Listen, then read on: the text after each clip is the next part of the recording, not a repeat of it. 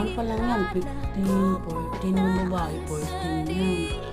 Yung lalaki naman, 15 pa lang yan, magkano sila na. Mas matanda yung lalaki.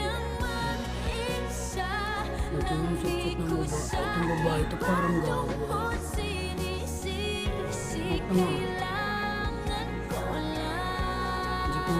Hindi na yung pag-aaral. Yan yung gusto niya. Hindi na yung pag-aaral.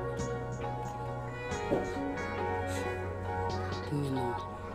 Yan. Isa pa yan, isa pa yan. Minsan, alam kong